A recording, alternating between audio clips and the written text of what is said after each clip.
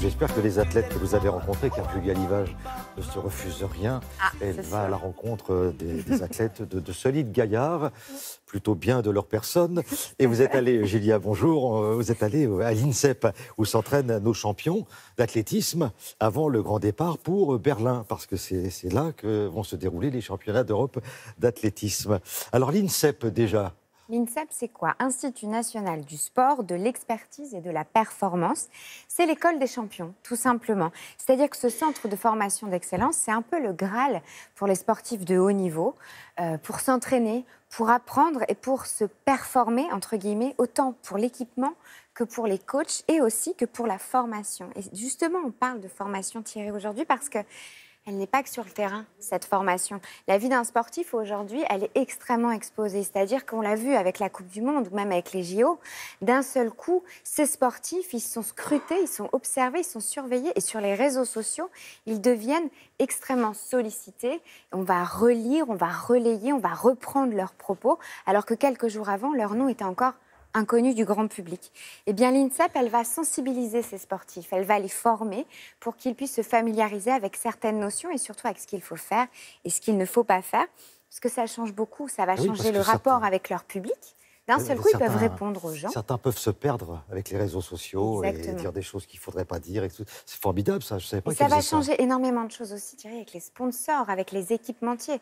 D'un seul coup, ils sont soutenus financièrement, donc ça peut aussi énormément aider leur carrière. Alors nous avons rencontré 3 athlètes avant leur départ pour Berlin.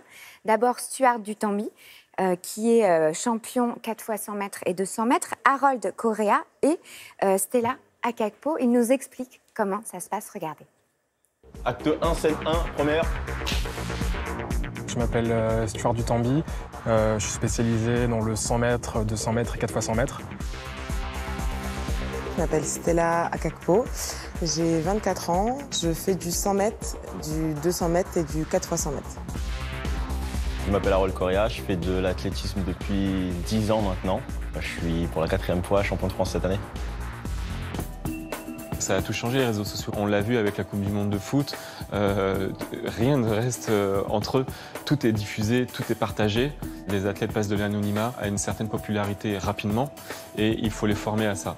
Et la fédération, elle a pour but de les encadrer, de leur donner des conseils sur ce qu'il faut faire, ce qu'il ne faut pas faire. Lorsqu'on va poster un contenu, ce sera forcément repris. Je pense que s'il y a une erreur qui est commise ou si je peux m'avancer un peu trop vite sur les réseaux sociaux, inévitablement ça aura un impact derrière. Sur les réseaux sociaux, je ne suis pas trop du genre à montrer tout l'aspect intime. J'aime bien montrer la préparation en gros, mais je ne donne pas forcément énormément de détails.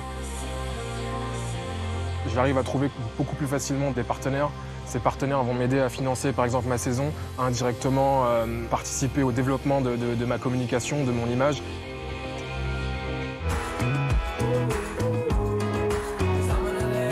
Je sais qu'aujourd'hui, on est des personnes, on représente la France, on représente l'équipe de France. Donc on ne peut pas se permettre aujourd'hui de mettre n'importe quoi sur les réseaux sociaux. Donc quand je mets des stories Instagram, les premières personnes à regarder, c'est la Fédération française d'athlétisme. Donc je ne peux pas aujourd'hui me permettre de mettre n'importe quoi. Moi, je suis marraine d'association, donc je peux véhiculer des messages. Il y a des sponsors aussi qui comptent sur nous, donc on peut partager des valeurs. Il y a des jeunes qui nous posent des questions sur les réseaux et aujourd'hui, on a un statut qu'on doit assumer et jusqu'à temps que notre carrière soit finie. Ça fait toujours plaisir quand on finit une compétition de recevoir des messages. Il y a le bon côté et le mauvais. Parce que des fois, quand on sort d'une compétition et qu'on fait une mauvaise performance, on n'a pas forcément envie de s'expliquer sur ça.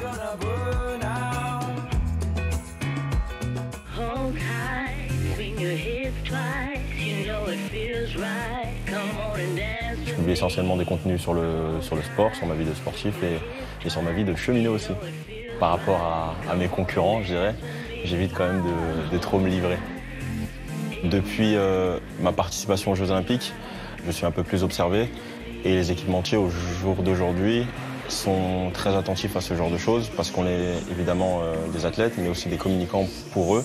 Tu es quelque part obligé de jouer le jeu là-dessus, même si c'est pas dans ta nature, mais il faut faire ce qu'il faut. l'INSEP, c'est le très très haut niveau. Là. Et puis vous aviez des athlètes Vous concentrés. avez vu Harold, 4 fois champion de France en triple saut. Qui terminait le sujet.